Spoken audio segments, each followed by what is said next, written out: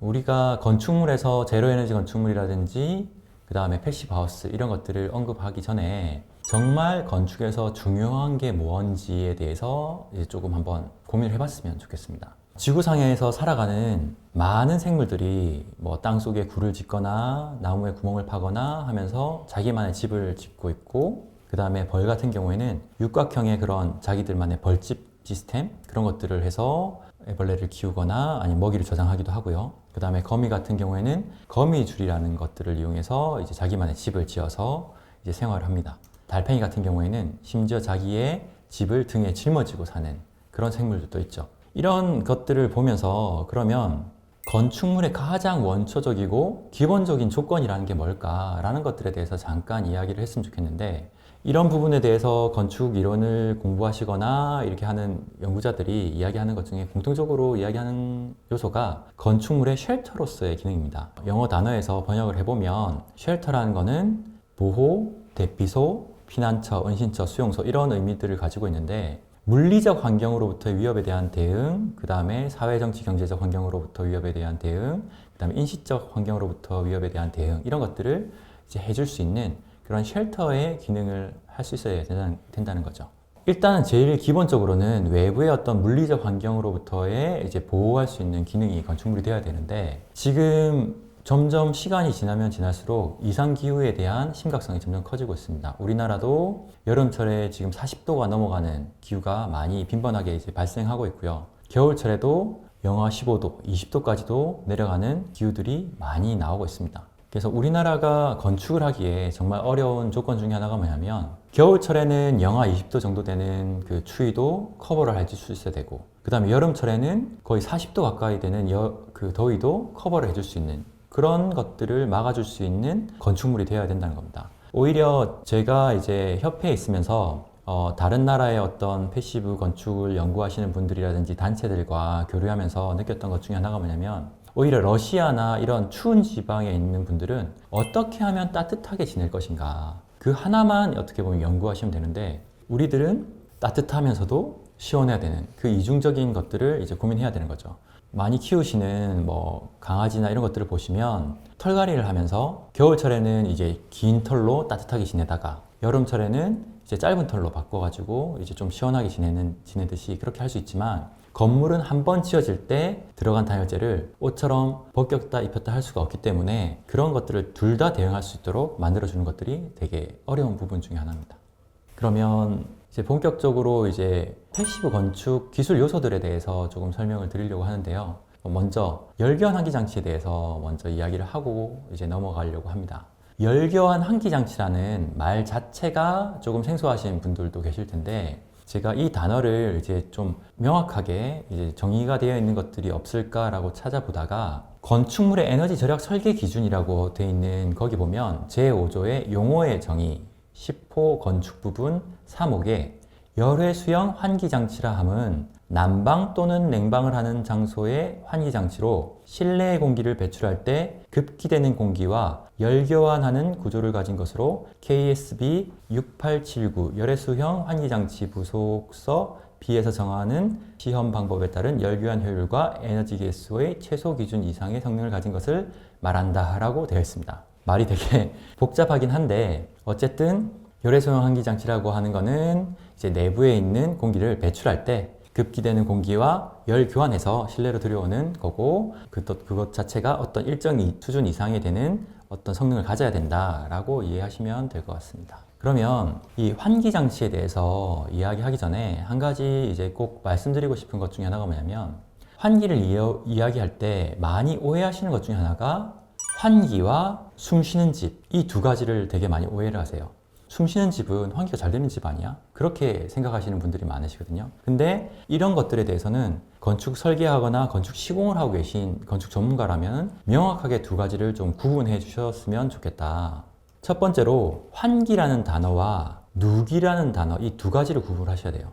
환기라는 거는 내가 의도해서 만드는 공기의 흐름을 환기라고 합니다. 여러분들이 창호를 열어서 이제 환기를 시키거나 아니면 열변 환기 장치를 틀거나 아니면 주방에 있는 후드를 틀어서 내부에 있는 공기를 인위적으로 밖으로 뱉어낸다거나 이런 것들을 환기라고 정의하고요. 그 다음에 누기라는 것들은 의도하지 않은 공기의 흐름입니다. 여러분들이 겨울철에 밤에 잠을 자고 있는데 창 틈을 통해서 이렇게 차가운 공기가 막 들어온다. 이런 것들은 내가 의도하지 않았지만 그렇게 들어오는 거죠. 그런 것들을 누기라고 합니다. 그래서 건축물에서는 환기는 필요한 만큼 적극적으로 해야 되고, 누기 같은 경우에는 가능하면 그런 누기가 생기지 않도록 막아주는 게 중요하죠. 왜냐하면 겨울철에는 의도하지 않았는데도 차가운 바람이 들어오면 춥기도 춥지만 그만큼 난방을 더 해야 되니까 에너지 소비도 더 될 수밖에 없고, 뭐 미세먼지가 많다거나 하는 날들은 외부에 있는 어떤 오염물질들이 실내로 다 들어오기 때문에 그런 것들을 차단해 주는 게 좋습니다.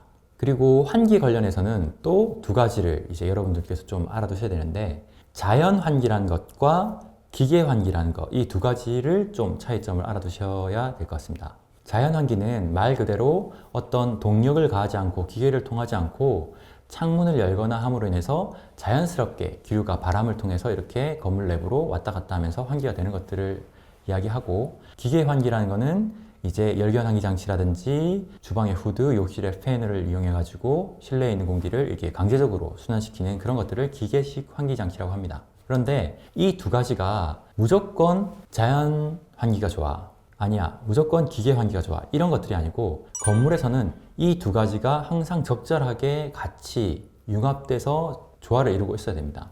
기계 환기가 필요한 이유는 겨울철에 이렇게 창문을 열어놓으면 그 창문을 통해서 내가 잘 때 2cm를 열어놓으면 내가 자면서 호흡하는 충분한 양의 공기가 들어올 수 있을 거야. 이런 식으로 이제 계량화되고 정해진 환기량을 만족할 수가 없다는 거죠. 바람이 세게 부는 날은 엄청나게 많은 바람이 들어올 거고, 또 바람이 적게 부는 날들은 적은 양의 공기가 또 들어올 수 있는 거고, 밖에 있는 외부 물질도 오염물질도 들어오지만 차가운 공기가 바로 들어오면서 그 주변에 있는 뭐 자재라든지 이런 것들을 식히게 되면 결로나 곰팡이들이 바람이 들어오는 틈 주변으로 생길 수도 있는 거죠. 그리고 많은 질문 중에 하나가, 환기 장치를 쓰지 않고 그냥 공기청정기 집에 있는데 왜 굳이 이제 열변환기 장치를 써야 되냐, 그런 질문들을 많이 하십니다. 이 열변환기 장치와 공기청정기는 이 구조부터 시작해서 기능이라든지 효과 같은 것들이 극단적으로 많이 다릅니다. 뭐 나름의 효과는 있지만, 공기청정기를 간단하게 구조를 말씀드리면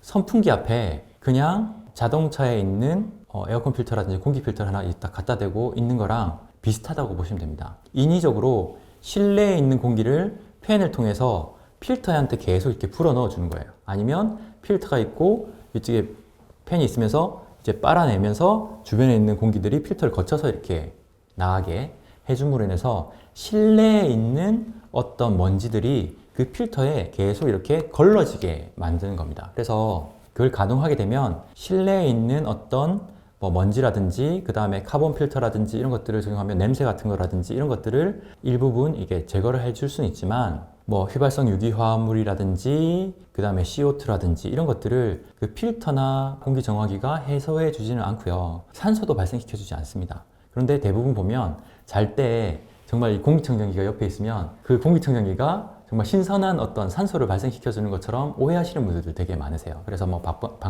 방마다 공기청정기를 되게 구비하시는 분들이 많으신데, 아무리 공기청정기를 돌려도 사람이 내부에서 뱉어내는 CO2 농도가 높아졌던 것들이 낮아지지도 않고 산소 농도가 더 좋아지지도 않습니다. 그 반면에 열외수용 환기 장치 같은 것들을 사용하게 되면 내부에 있는 공기를 밖으로 버리고 외부에 있는 신선한 공기를 실내로 들여오기 때문에 내부에 있는 뭐 포름알데히드라든지 유기화합물 같은 것들도 같이 외부로 버려지게 되고, CO2도 마찬가지고, 이제 외부의 공기를 들여올 때 신선한 탄소 같은 것들도 같이 들여오게 됩니다. 그 공기를 들여올 때 헤파 필터 같은 것들 거쳐서 들어오게 하면 미세먼지까지도 걸러진 깨끗한 공기를 실내로 들여올 수 있는 장점이 있는 거죠. 어느 정도 성능이 담보된 열교환 환기 장치가 만약에 집에 설치된다 그러면, 극단적으로 말씀드리자면 굳이 집의 방마다 공기청정기를 하나 둘 필요가 없는 거죠. 왜냐하면 신선하게 미세먼지가 걸러진 공기가 그 각 방마다 다 이렇게 깨끗한 공기가 공급되고 있기 때문에 공기청정기를 쓰실 필요가 없는 겁니다. 그러면 설계자나 이제 건축물을 시공하시는 분들이 이제 환기 장치에 대해서 이거는 뭐 패시브 하우스에만 적용되는 거 아니야 라고 이제 오해하시는 분들이 계신데, 환기 장치라는 것들은 어떤 일정 규모와 용도에 따라서 의무적으로 지금 설치하도록 되어 있는 겁니다. 건축법 시행 제87조 건축설비 설치의 원칙 제2항에 보면 건축물에 설치하는 급수, 배수, 냉방, 난방, 환기, 필해 등 건축설비의 설치에 관한 기술적 기준은 국토교통부령으로 정하되라고 하면서 쭉 이렇게 풀어져 있는데, 여기에 있는 환기에 대한 항목들이 대부적으로 이제 규정되어 있다는 거죠. 그 중에서 국토교통부령에 보면 신축 또는 리모델링하는 다음 각 호의 어느 하나에 해당하는 주택 또는 건축물, 주택 같은 경우에 시간당 0.5회 이상의 환기가 이루어질 수 있도록 자연환기 설비 또는 기계환기 설비를 설치해야 한다라고 이제 되어 있습니다. 자연환기 설비라고 하는 것 또는 이제 기계환기 설비라고 이렇게 구분해 놓고는